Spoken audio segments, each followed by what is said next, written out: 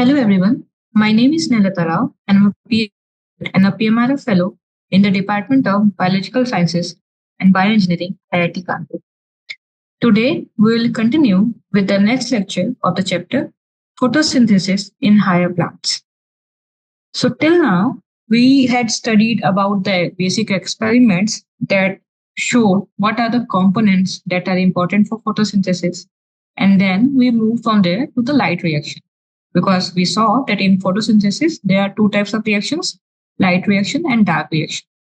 So in previous class, we have almost completed this light reaction, but there's some parts are left that we will discuss today. Then we'll move to the dark reaction. So in previous class, we are studying about the non-cyclic photophosphorylation, and we saw that why it is called non-cyclic. It is called non-cyclic because of its shape. As we can see, the electron that is going from here, it is not coming back, right? So there is non-cyclic movement of the electrons. So it is called non-cyclic because of the non-cyclic flow of electrons, right? Flow of electrons. Now, in last class, we have seen that how these electrons move, that it first moves from this photosystem 2, it receives sunlight and then it excites its electron to electron carrier Pa followed by PQ, cytochrome B6F, PC, and then the first photosystem like PS1. And then from here, it gets accepted by FES and ultimately it reaches to NADP+, which converts this NADP to NADPH, right? And the enzyme that catalyzes this reaction is called as FNR. This is the enzyme that is ferrodoxy NADPS reductase. So all these things we had covered in the previous class. Now the question is that here what we are seeing, that electron is getting excited and then it is getting transferred to the electron carriers, these electron carriers, right?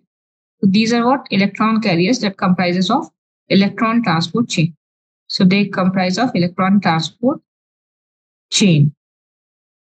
But the question is, how PS2 maintain its electron? Because if the electron is getting excited and is getting transferred to the electron carriers, then how this PS2 here or P680, it is maintaining its electron numbers, because it is important for it to maintain the electron number. Otherwise, at some point of time, it will be completely depleted of the electron and hence it cannot perform the photosynthesis, right? So from where it is maintaining its electron. So this PS2 maintain its electron via this reaction. So the reaction is, you have water molecule. This water molecule, it's get splitted into H plus, electrons, and O2. Now, if you try to balance this reaction, what you can see that for one molecule of O2, how much molecule of H2 will be required? It will require 2 molecule of H2, right? Then only 1 molecule of O2 will be formed. And by this, the number of hydrogen ions that will be released is 4. And the number of electrons that will be released is also 4. And this electron that is generated here by this water splitting, it is then used by this PS680. Okay, so this electron is being used, and hence the electron transport chain, the electron movement that we are seeing, it's not just one electron, it is 4 electrons. Okay, so this number is 4 electrons. Okay, it is 4. So now because this water is splitting, so there should be something that is splitting this water, right? Otherwise, it cannot do it by itself. So what are the complex, or you can say what component is important for this water splitting? So the component that split the water is known as water splitting complex. So it is known as water splitting complex, or this is the one name. The second name is oxygen evolving complex. Oxygen evolving complex. Why? Because in this case, this oxygen molecule is being formed. And the third name of this is photolytic complex. So you can call it either water splitting complex, oxygen evolving complex, or photolytic complex based on the function, right? Because it is splitting the water, it is evolving the oxygen, and it is called photolytic. Why? Because this water splitting is happening in the presence of photo, means light. Okay. Now, so now we understood that how the electron is being maintained by to the PS2. Now, the second thing is, what are the products that are formed? So, products. What are the products that are formed here? So, the first product that we are seeing is what? NADPH, right? So, the first product that is formed is NADPH. Now, the second product that we can clearly see is what? Is this oxygen molecule. So, oxygen is being formed, right? And the third product that is not shown here, but we will see in upcoming slide, is the ATP production. So as this electron moves, they lead to certain changes that leads to ATP synthesis. Okay. So through this non-cyclic photophosphorylation, these are the three products, that is NADPH, oxygen molecule, and ATP synthesis takes place. Now, one more thing. If you remember in the last lecture, I was telling that this complete reaction, where does it take place? So this reaction takes place on the thylakoid membrane, right? So this complete reaction from here to here, everything, it is where? It is in the thylakoid membrane, right? And this water splitting, where this thing happens? So if you remember the PS2, where is PS2 and where is PS1 located? So the PS2, it is located in the inner thylakoid membrane, right? In the non-exposed part. So this PS2, it is located in the non-exposed part that I showed in the last lecture, right? And this PS1, it is located in the exposed part. So it is located on the outer thylakoid membrane, okay? And this water splitting is associated with what? PS2, right? So where this water splitting will take place? It will take place on the inner side of the thylakoid membrane, right? Or you can say lumen side of the thylakoid membrane. So this water splitting, the location of water splitting will be, you can see it is associated with, first of all, associated with PS2, right? Water splitting complex is associated with PS2. So this complex, it is somehow associated here. So it will be here, right? It will be your water splitting complex that I'm showing like WSC. Okay. And it is where it is occurring? It is occurring on the inner side of thylakoid membrane. Inner side of thylakoid membrane. Or you can also say inner side means lumen side, right? You can also call it as lumen side of thylakoid membrane. Okay. So this is about non-cyclic photophosphorylation, where the important thing is all these electron carriers and then what are the products for and where the water splitting is taking place. Okay. Now, before moving to the Z scheme, let's see what I drew here. This is represented something like this. So as you can see, this pink color, this is your what? Thylakoid membrane. This is your outer membrane, right? This is your outer membrane, and this one is your inner membrane. This is your inner membrane, right? Now, if you look into this figure, so it has not consist of all the electron carriers, okay? Mainly the 3 electron carriers it has, but we have how many electron carriers between PS1 and PS2? We have 4, okay? So, but apart from this, what you can see here is, here you are seeing that PS2 is located here. And this water splitting is associated with PS2. And where it is happening? It is happening in the lumen side or the inner thylakoid membrane, right? So this is how it is. You can visualize that how it happens in the chloroplast, especially in the thylakoid. Okay. Now, let's move to the Z scheme. So what is Z scheme? So Z scheme is nothing, but it is a representation of non-cyclic photophosphorylation. So Z scheme is the representation of non-cyclic photophosphorylation. Okay.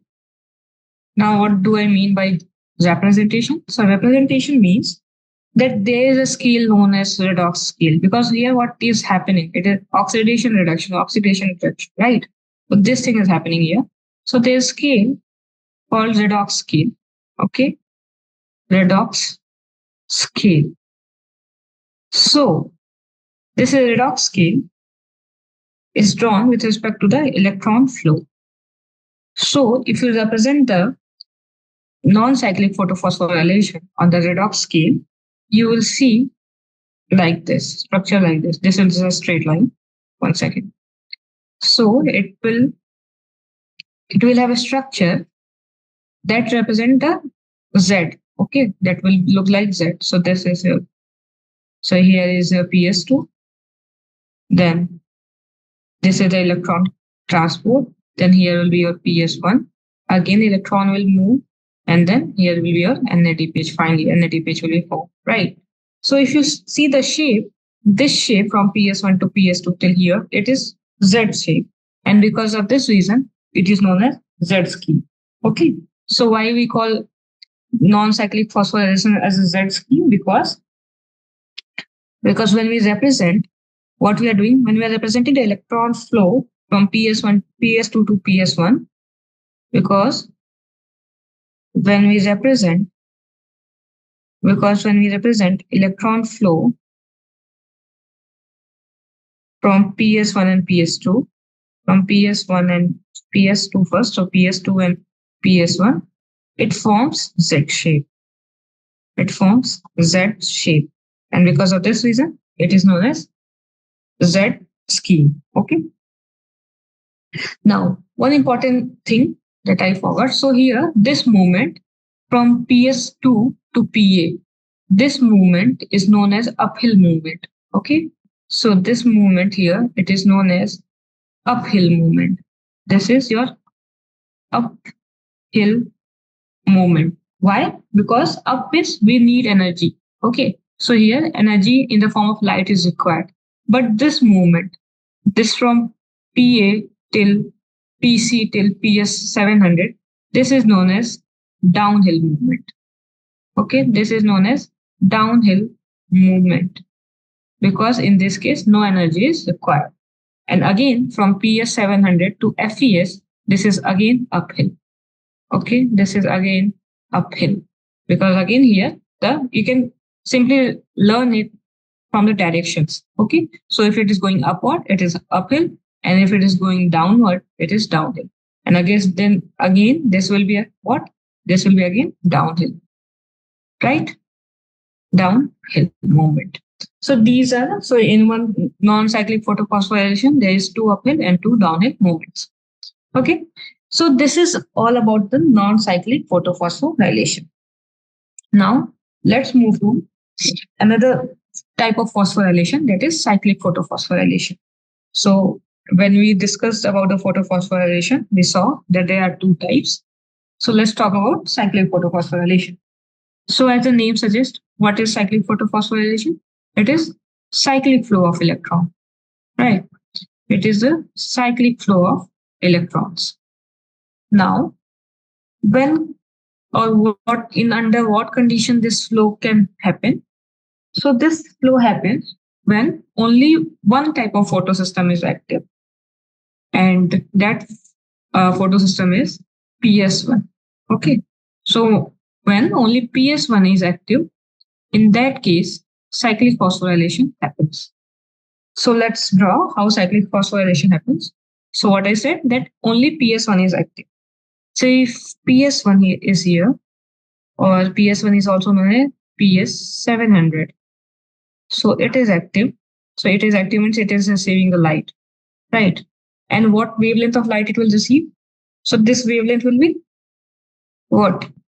Around 700, right? So the wavelength will be greater than 680. Because if the wavelength will be less than 680, then PS2 will also be active, right? So this wavelength is greater than 680. So it gets activated and it transfers it to electrons. Now, what do we know that what is the primary acceptor of PS1? So from here, we know that the primary acceptor of electron of PS1 is FES, right? So it will receive the electron. FES will receive the electron. Now, what will happen next? So, if you look at a non-cyclic phosphorylation, we see that from FES, the electron gets transferred to Fe, that is ferrodoxin, right? But in this case, it does not hold true. So, this FES, instead of transferring its electron to FD or ferrodoxin, it transfers its electron to PQ. And what is PQ? PQ is plastoquinone, right? PQ is here in this reaction. Now, from PQ, we can see that where the electrons will move. So, from PQ, the electron will now move to what? Cytochrome B6F. It will move to cytochrome B6F. And from cytochrome B6F, the next acceptor is plastocyanine, right? And from plastocyanine, it goes to again to PS1. So electron movement in the case of cyclic phosphorylation takes place something like this. Okay, so what is the condition that when PS1 will be active?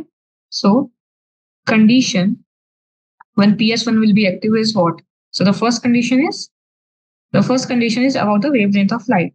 So here the wavelength should be greater than 680 nm. Okay, but at the same time, it should be less than what? Less than or equal to 700 nm, right? Because if it go beyond 700 nm, it will not activate PS700 photosystem 1s. Okay, so this is the one condition. Now, what can be the second condition in which only the PS1 can be active? So if you remember the location of the PS1 and PS2, so we saw that if this is your, say, chloroplast, right? And these are your thylakoids, right? And these thylakoids, the stack of these thylakoids is known as grana, and they are connected by this stromal lamellae. And if you remember, the PS1, they resides onto this thylakoid membrane as well as on the stromal lamellae. So if a condition arises in which the light is not reaching to the thylakoid or grana, but it is just reaching to this stromal lamellae, in that case also only PS1 will be active. Because if you remember, the PS2, it resides here on the inner membrane, right? So if the light is not reaching to the grana or thylakoid only, and if it is reaching to the stromal lamellae only, like here, so in that case also only PS1 will be active. So it can also happen when during the stromal lamellae activation. Stromal lamellae photosystem activation, right? So light is just reaching the stromal lamellae. So these are the two conditions in which only PS1 will be active. Now, if we talk about the products, of cyclic phosphorylation, so what things can we see is forming here? So is there any splitting of water? So because here the electron is not getting, it is coming back to the photosystem. So we do not need any extra machinery for the water splitting or for the generation of electrons, right? So here, no water splitting is happening, right? No water splitting is taking place. So no water splitting is taking place, first thing. Now the question is, if there is no water splitting, will there be formation of oxygen? The answer is no, right? Now the second thing is there NADPH production? Again, the answer is no. Okay, so there is no NADPH production because for NADPH, the process should go in this direction, F to FT and then to NADP plus, but this does not happen during the cyclic phosphorylation. So here, no NADPH formation. No NADPH formation. And thirdly, but in this case also, ATP production will take place because the for ATP production, whole different machinery is used that we will see in the next slide. So here, ATP production will take place. ATP production takes place. Okay. So in this case, the product that is formed is only ATP. no NADPH, no water splitting, nothing. Okay, so only ATP production is happening. Now, one more thing. If you remember what we said, that what is the use of this electron transport chain when we were studying about the electron transport chain?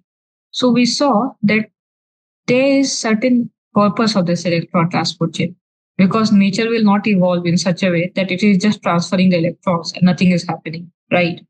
So at that time, we saw that electron transport chain is important to generate a proton gradient.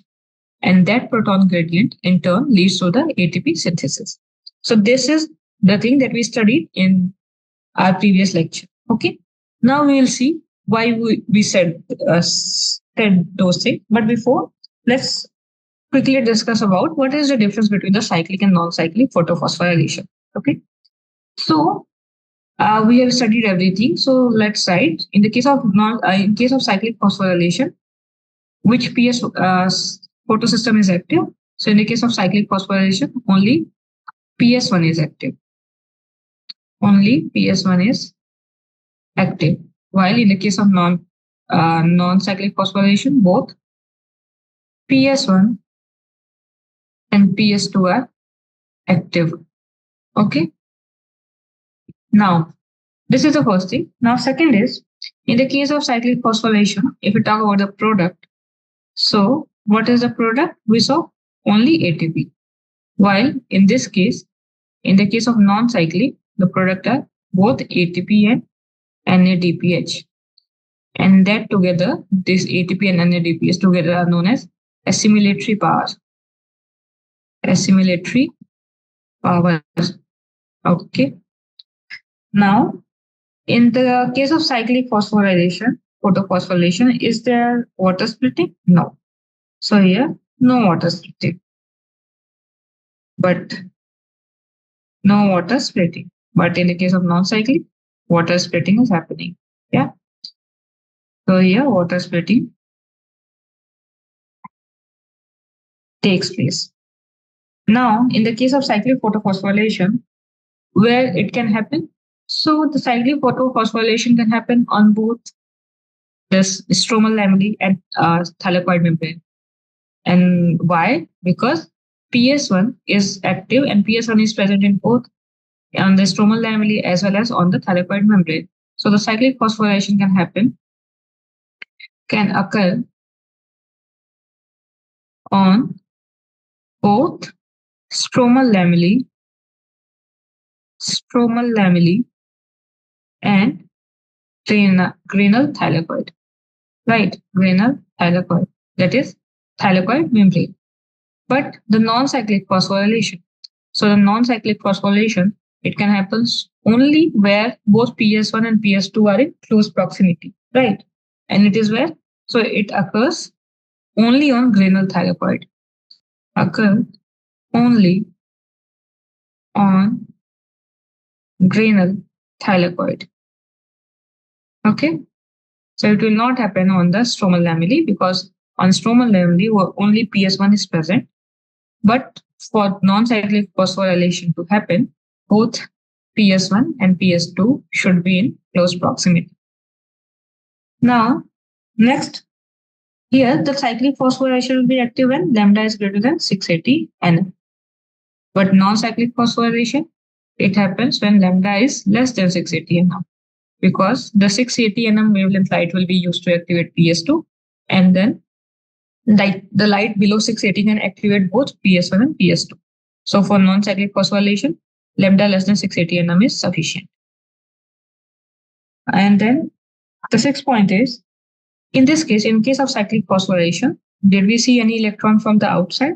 So does cyclic phosphorylation requires electron from outside? The answer is no. So in this case, electron is not required. It is not required from outside. Okay, electron is not required from outside. While in the case of non-cyclic phosphorylation, electron is required. In case of this, electron is required from outside. And from where does it gain its electron? So it gains its electrons from water splitting. So it receives the electron from water splitting, right? Okay. Now, when under what conditions cyclic photophosphorylation happens and under what condition non-cyclic photophosphorylation happens? So the cyclic photophosphorylation, it happens in the anaerobic condition. Okay. So in the anaerobic condition, because here no oxygen is forming, right? And it happens when there is poor carbon dioxide availability. So when carbon dioxide is in very low concentration, in this case, the cyclic phosphorylation happens. So it happens during anaerobic condition and poor carbon dioxide availability. Okay. And in the case of, this is 7th point, right? Okay. So in the case of non-cyclic photophosphorylation, it occurs in aerobic condition.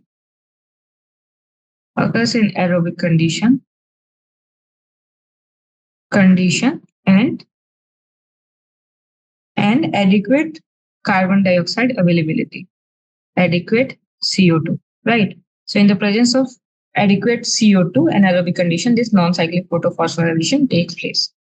So this is the difference. Now, one most important point is that can be asked is, in the case of cyclic photophosphorylation, what is the chain or the electron transfer path? Okay. So here, what we know that in cyclic, the electron from PS1, it goes to FES. So the primary acceptor of electron for PS1 is FES. Okay. Now from FES, where does it go? It goes to plastoquinone, right? It goes to plastoquinone, PQ. Okay. Now, so if someone asks that in case of cyclic photophosphorylation, which is the or what is the primary electron acceptor of FES? So it's what? It's plastoquinone. Okay. Now, from plastoquinone, it goes to cytochrome B6F, that is cytochrome B6F. And from here, it goes to plastocyanine, that is PC. And here again, it come back to PS1. So the primary electron acceptors, we can say if someone asks, what is the primary electron acceptor of cytochrome B6F? The answer will be PC, that is plastocyanine. Okay. Primary electron acceptor means the carrier that accept the electron from the one carrier preceding it, right? So this is the chain of electron transport in the case of cyclic photophosphorylation. Now, in the case of non-cyclic photophosphorylation, what is the chain? So we know that the electron starts moving from PS2, right? And from PS2, it goes to PA. From PA, it goes to again PQ. From PQ, it goes to cytochrome site B6F. From here, plastocyanine. And from plastocyanine, it goes to PS1, right? And from PS1, it goes to FES. From FES, where does it go? It goes to ferredoxin, FT. And from FT, it ultimately reaches to NADP plus, that gets converted into NADPH.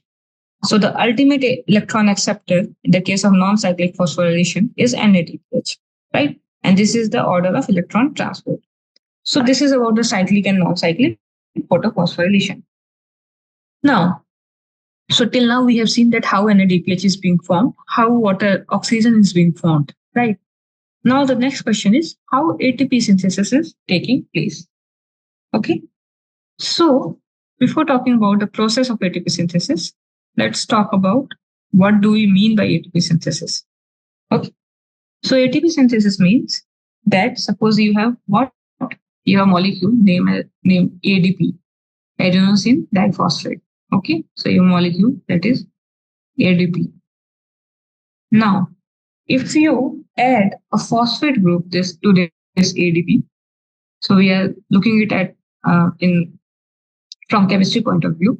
So you have a molecule named ADP, and if you add phosphate to this ADP, it forms what? ATP. So this is how ATP is being synthesized. right? But what this process is known as, so you can say that ATP synthesis is what? Addition of phosphate to ADP, right? Or in other terms, you can say that ATP synthesis is the phosphorylation. Phosphorylation means addition of phosphate group. Okay. So phosphorylation of ADP. And this is what? ATP synthesis. Okay. Now this ATP synthesis, how how people knew that how ATP synthesis takes place. So the ATP synthesis, over the period of time, different scientists came with different model or theory to prove that ATP synthesis takes place via this way, via that way. But the most accepted theory is known as chemiosmotic theory.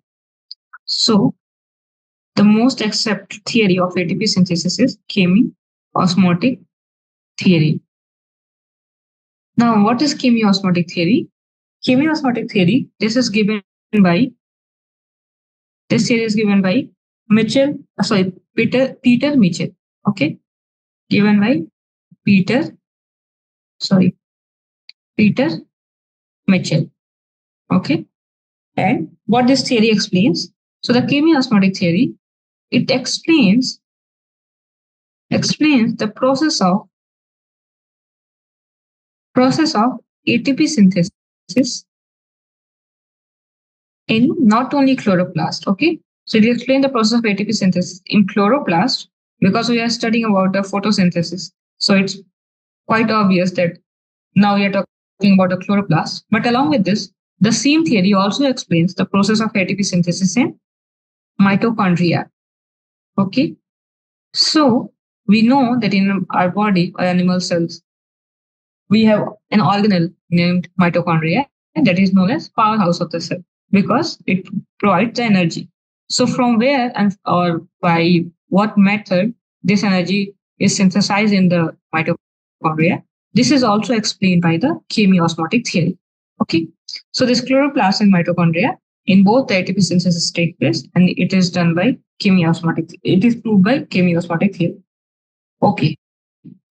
Now, what are the requirements of ATP synthesis? So, in the case of ATP synthesis, when we were studying about photophosphorylation, we said that proton gradient is required, right? So the first requirement is proton gradients. Now the question is, what is proton gradient? So the proton gradient is nothing but the difference in the concentration. The term gradient means difference. Okay. So gradient means difference. So proton gradient is the difference in the concentration of protons, right? So difference in the concentration of protons, that is H plus ions, right? Now, what difference we are talking about? Where this difference should be? So it is a difference in the concentration of proton across, if we talk about the chloroplast specifically here, so it is difference in the concentration of proton across thylakoid membrane. Across thylakoid membrane. Okay. Now, what does this mean? It means that if you remember, this is your structure. This is your chloroplast. In this is a what? Thylakoid. It is double membrane structure, thylakoid. The chloroplast is also double membrane structure. And this region is known as this region is known as what? Stroma. This is known as stroma. Okay. So the proton gradient that we are talking about is a difference in the H plus ion in the stroma,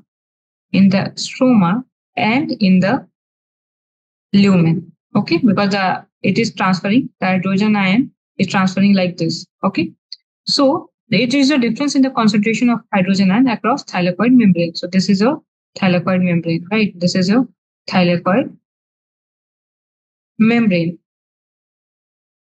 So, and it is a difference of concentration across thylakoid membrane. And when it is created, so it happens when the hydrogen ion concentration or proton concentration is high. Where? It is high in the lumen. Okay, by lumen I mean this. inside this thylakoid, right? And it is low, hydrogen concentration is low in where? Lower, it should be low in stroma. So this is the proton gradient that we need for the ATP synthesis. Okay. Okay. So this is one proton gradient. Now, second important thing or second requirement of ATP synthesis is, of course, the intact membrane.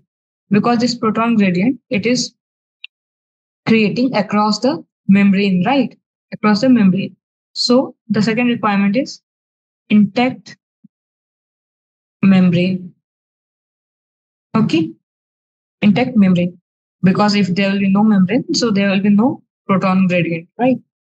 And then the third requirement is a special particle known as F0, F1 particle. About this, we will study in the upcoming slide. But for now, remember, so that F0, F1 particle is required for the ATP synthesis. Okay. Now, so these are the requirements. Now, what actually happens during the ATP synthesis? So if someone asks in one line what happens, so in one line you can say that during ATP synthesis, the proton, that is this proton gradient that is created, right? That is increased concentration of proton in the lumen and decreased concentration in the stroma. So from this lumen or from high concentration, this F0, F1 particle, it starts pumping the proton outside or in the stroma. Okay. So what happens is here, this is your thylakoid membrane. Here is a lot of H plus ions. So during the proton synthesis, and this is your stroma, right? This chloroplast, this is your stroma. So the proton starts pumping from lumen to stroma. Okay. So during ATP synthesis, protons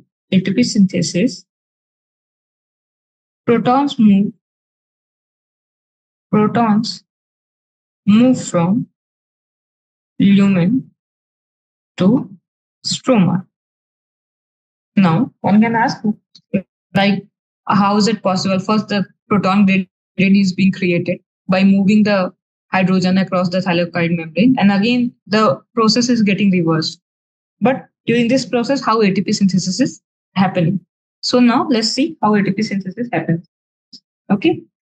So till now we have talked about the requirement. Now we'll see the actual process by which it happens. So before moving to that, there are various methods. Like there are three methods by which ATP synthesis can take place. So there are three methods by which ATP synthesis can happen. The first one is known as substrate level phosphorylation. The first is called as substrate level phosphorylation. Okay. So for the substrate level phosphorylation, you do not need any this proton gradient. It's simply you phosphorylate the ADP in under any condition. So here is your ADP. Now you add the phosphate and it will simply gets converted into ATP. The second method is known as photophosphorylation that we are studying. Photophosphorylation. And this photophosphorylation, it occurs where? It occurs in chloroplast. It occurs in chloroplast. And the third is simple phosphorylation that occurs in mitochondria. So again, the third is phosphorylation, and that occurs in mitochondria. Okay, and both of these are explained by chemiosmotic theory, right? Explained by chemiosmotic theory. Okay. Now, so this is the method for ATP synthesis. Now, let's talk about how the photophosphorylation or ATP synthesis in chloroplast takes place.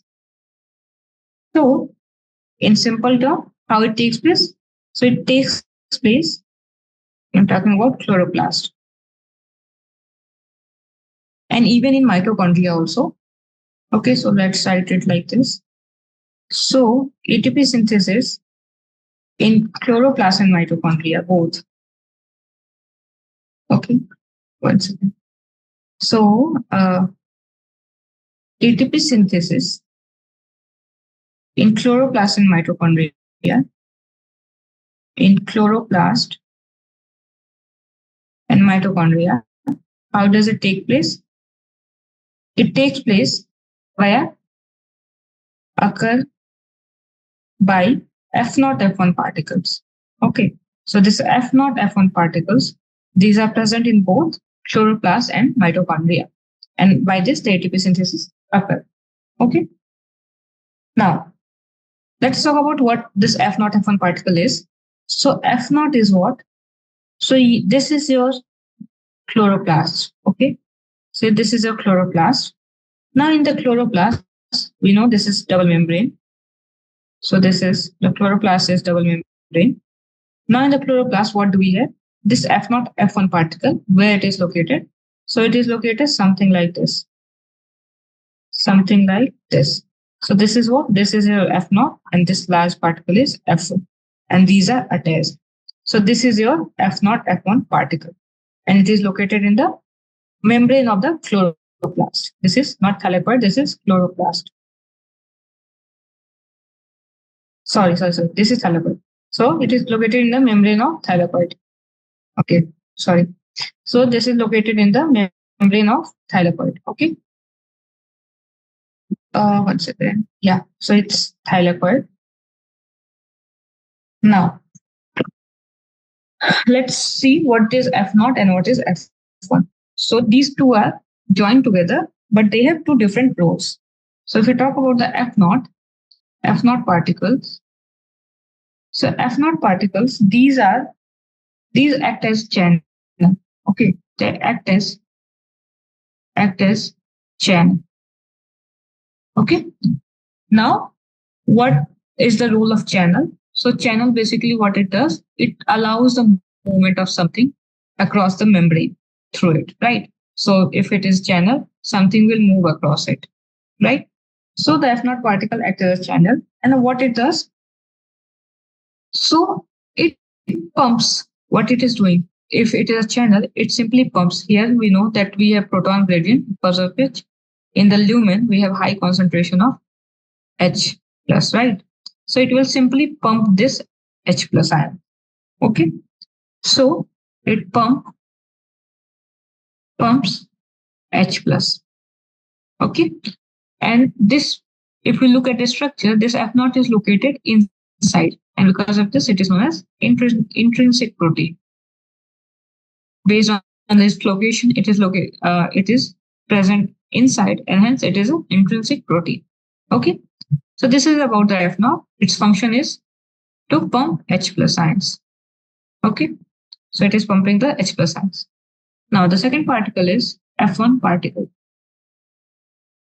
So the main role in the ATP synthesis is of F1 particle. So what does F1 particle do? So F1 particle is basically so by the way, this F0 F1 particle means these are protein. Okay, by particle here it means protein. Okay, so this F1 particle, it is also a protein, and it is a catalyst protein. It is a catalyst protein. Now, what kind of proteins, or what is the name of the protein that act as a catalyst? We know those proteins are known as enzymes. So simply F1 particle, it comprises of enzymes. It is an enzyme. Okay. Now, if we are talking about the enzyme, what enzyme is the F0 particle? Sorry, F1 particle. So F1 particle is known as ATP synthase. So this particle is known as ATP synthase. Okay. So this is ATP synthase, and as the name suggests, it means it is responsible for ATP synthesis. Okay. And if you look at the location, so this protein is located where? It is located outside or external. So it is known as extrinsic protein, or we can say peripheral protein. Okay. Now, how does ATP synthesis happens? So it's simple. You have a proton gradient created. This is your thylakoid. This is your lumen side, right? And here is your stroma. This is your stroma. Now, what happens? This F naught starts pumping or it starts transporting the hydrogen ion from the lumen to the stroma side. Okay, so it starts pumping the hydrogen ion from lumen to stroma. And as it starts pumping, what it happens when this hydrogen ion it reaches to this F1 particle. So suppose it reaches here, one of the proton. It causes a conformational change in the F1. Okay, so this F1 particle undergo conformational change. Undergo conformational change due to proton, you can say proton or hydrogen ion. And once it get under conformational change, it rotates. And when it rotates, what it does, it converts ADP and PI to ATP. Okay. So it undergo conformational change. So simply what is happening? The proton gradient is there. This F0 particle, it is acting as a channel and it is transferring the hydrogen ion from the lumen to the stroma. So if it will start transferring, it will move the hydrogen ion like this from F0 to F1. And as soon as it reaches the F1 undergo conformational change and it rotates itself, and which in turn help in the synthesis of ATP with the help of ADP and PI. Okay, so this is the process. Now, one important thing that if someone asks that what type of transport is this proton ion, protons. So this F0 particle, it is acting as a channel. And does it require any energy? No, because here we are seeing the energy is being formed. It is not getting consumed. So this pumping of hydrogen ion, this is a passive transport. It is a passive transport. And if someone specifically asks about what kind of passive transport it is, so the passive transport it is because here the hydrogen ion is not simply moving across the membrane. It requires a channel. Hence, this passive transport will be what? It will be facilitated diffusion. It will be facilitated diffusion because something is facilitating the diffusion or the movement of hydrogen ions. Okay. So this is all about how ATP synthesis takes place. Now, okay. So this is a simple process of ATP synthesis. Now we were talking about this thing, proton gradient. We said that proton gradient is important, why it is important. But the question is how this proton gradient is generated. Okay. So first of all, let's write in one line the importance of the proton gradient. So what happens in the proton gradient? What happens due to proton gradient? The proton gradient once generated, it leads to the movement of proton through the channel, right? So the proton moves through channel. And what channel I'm talking about? I'm talking about F0 here, right? Through F0 channel. And this movement leads to what? This leads to the change in conformation of F1. Change in the conformation of, it leads to a change in the conformation of F1, right? F1 particle, or it is what? It is your ATP synthase. ATP synthase. And this, in turn, it does what? It does leads to the ATP synthesis. It leads to the ATP synthesis. So this is the importance of proton gradient, because if proton gradient will not be there, so the movement will not take place, right? If on either side of the membrane, there is equal concentration of hydrogen ion or proton, so there will be no movement, right? The movement can only take place when, or in most of the cases, the movement takes place when there is uneven or unequal concentration across the membrane. So because of this reason, proton gradient is required. But the question is, how this proton gradient is generated at the first place? So the question is how the proton gradient is generated. So we know the answer. If we go back to the diagrams that we drew, what we are seeing here is First of all, the entire reaction, if you see in this diagram here, this is your what? This is your lumen, right? This is your lumen. And this side is what? This is your stroma. Okay. Now, if you see this NADPH production is taking place where? This is taking place in the stroma. And it occurs by the consumption of the protons, the hydrogen ions, right? So here in the stroma itself, the hydrogen ion is getting consumed. First thing. So this leads to the difference between the proton concentration in the stroma and in the lumen. This is the first case, right? Now, second case, if you remember, we talked about one electron carrier known as plastoquinone. So this plastoquinone, it not only transfer or carries the electron, it also acts as a pump. So this plastoquinone, it acts as a pump, right? And this pump, what it does, it pumps the hydrogen ion from the stroma to the lumen. So it moves this hydrogen ion from stroma to the lumen.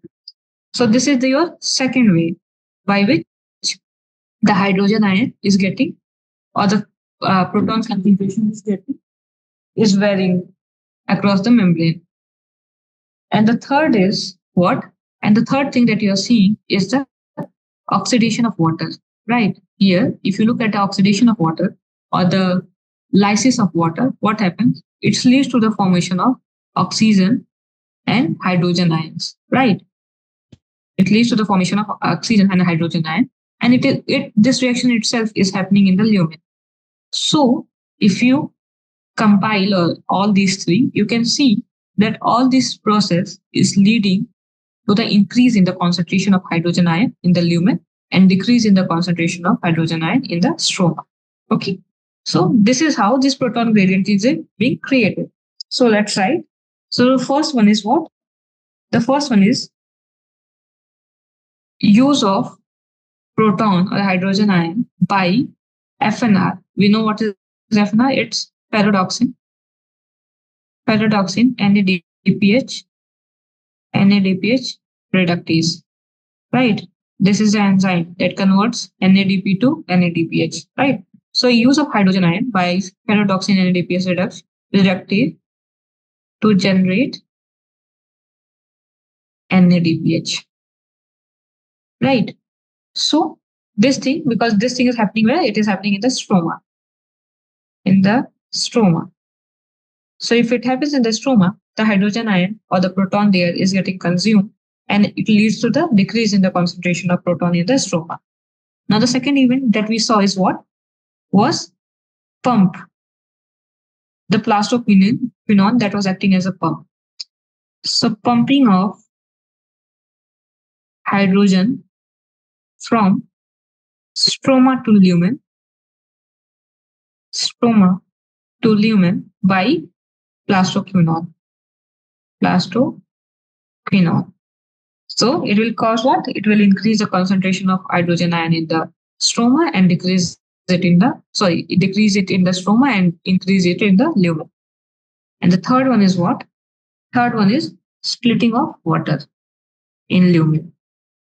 Splitting of water in lumen site, right? So although this complex that splits the water, it is located on the inner membrane of the thylakoid, but once the water will split, definitely its product will be in the lumen, right? So this splitting of water, it leads to what? Production of H+ ions, and this H+ ions goes in the lumen, right? And by this three way, it causes the generation of proton gradient, that is increase in the concentration of proton in the lumen and decrease in the stroma. And further, the ATP synthesis takes place.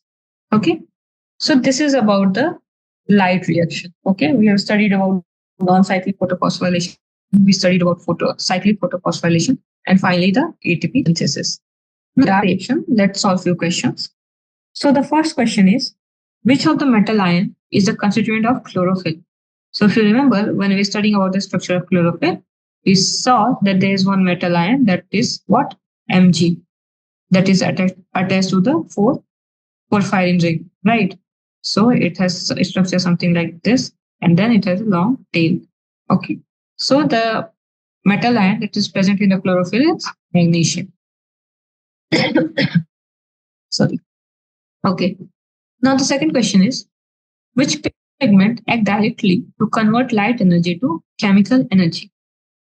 So, which of the pigment here, they directly convert the light energy into the chemical energy? So if you remember, we talked about two things, a reaction center and the antenna. Antenna were the accessory pigments and the reaction center consists of the chief pigment. And the chief pigment was what? Chlorophyll A, right? Because these antenna, they cannot convert the light energy directly into chemical energy. They simply move or transfer energy to neighboring pigment, and then ultimately to chief pigment, and this chief pigment, it does the conversion. So it converts light energy to chemical energy. Okay, and the chief pigment is what? Chlorophyll A. So the chlorophyll A has the ability to convert light energy to chemical energy. Now the third question is, splitting of waters is associated with photosystem 1, lumen, both photosystem 1 and 2, inner surface of thylakoid membrane. So this, by splitting of water, it means water splitting complex. It is talking about the complex. So is it associated with photosystem 1? No, because the photosystem 1 does not have to do anything with the water splitting. Is it associated with the lumen? The answer is no, because although after splitting, its constituents are getting into the lumen, but the water splitting complex, it does not reside in the lumen. So the answer is not lumen. Then third is both photosystem 1 and 2. It is also incorrect. And the fourth one is inner surface of thylakoid membrane. So this is what we understood. This is what we have seen through this diagram, right? Here the water splitting is happening on the inner side of the thylakoid membrane. Okay. So the correct answer will be inner side of the thylakoid membrane. Now the next question is, the energy required for ATP synthesis in PS2 comes from. So we have just seen this. I'm not going to explain. So it comes from proton gradient. The next question is, during light reaction in photosynthesis, the following are formed. So what are formed during light reaction? Now we have completed it. Let's see. So first is ATP and sugar. This is incorrect because no sugar is formed. Hydrogen, oxygen and sugar. Incorrect. ATP, hydrogen and oxygen. And the fourth option is ATP, hydrogen and oxygen donor. No, the correct answer will be, it should be hydrogen ions. Okay. So the correct answer is ATP, hydrogen ions and oxygen. Oxygen donor is not being formed. Oxygen is formed, right? So the fourth is also incorrect. The correct answer is C. And the last question is, the dark reaction in photosynthesis is called so because. Now we'll start the dark reaction, but we have seen, we had a class about the introduction of dark reaction. So why dark reaction is called so? The first option is because it can occur in dark also. The second option is it does not directly depend on the light energy. The third is it cannot occur during the daytime. And it occurs most rapidly at night. So the correct answer here is B. Because the dark reaction, the light reaction is called light reaction because it requires light energy directly. But the dark reaction, it does not depend directly on the light energy, but depends on product formed during light reaction formed during light reaction. Okay, so this is why this is known as dark reaction, because it does not directly depend on the light. Now in the next lecture, we'll start the dark reaction, and then we will see that how the products that are formed during the light reaction are being utilized in the dark reaction. Okay, so that's all for today. Thank you.